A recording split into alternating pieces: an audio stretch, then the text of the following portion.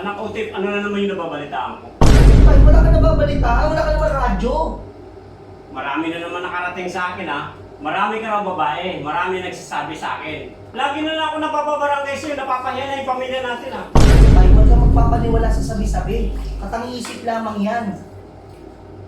May naririnig na naman ako, may babae ka na naman daw, Carla ang pangalan. Taga saan ba yun?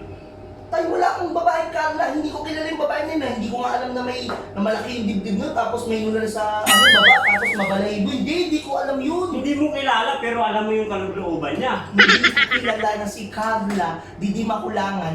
Hindi ko kilala yung pangalan. Yung sinasabi ko sa'yo, kilala mo yun. Meron pa isang babae na babalitaan ko na kinakaano mo naman, kinakalad mo naman. Tay, Ikaw tumigil ka nga sa pambababae, napapahiya na yung Tay, pamilya. sabi-sabi lang ng kaladkad na yan, Tay. Ang kinakalad kay Tay, galing sa jeep. Ano kinakalad? Nag-jeep ba ako, Tay? Hanggang ibig ko sabihin, tumigil ka na dyan sa pambababae mo. Dahil lagi na lang ako napapabarangay. Ay, tama na, Tay. Ano Papasok. ka na? Tay, Oh, Nandito ka pa. ang galing. Magbibihis ako tayo. Hindi ka gumaya sa kapatid mo. Ito nag-aaral mabuti. Walang boyfriend, nagsisimba. Lahat na lang ng kabutihan nasa kanya. Ikaw, anong nagagawa mo? Wala kang magawang matino. Puro barkada, puro inom. Tay, malay ko ba, Tay, na lalapitan ako ng 100 babae? Hindi mo kayahin to.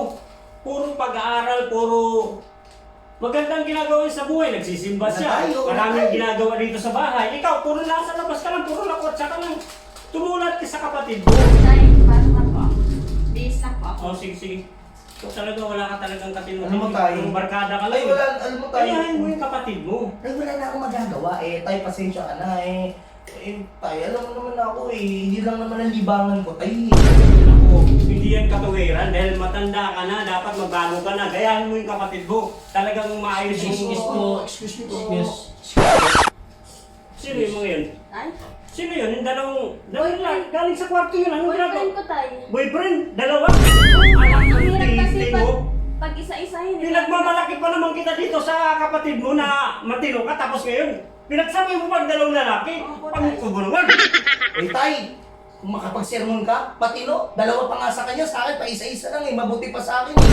Pinapahiya mo ako, grabe ka naman. Ba't masama ba tayo? Dalawa? Dalawang lalaki pinagsabi. At least alam nila pareho. Pinapagilita Saka, ko yung kapatid mo.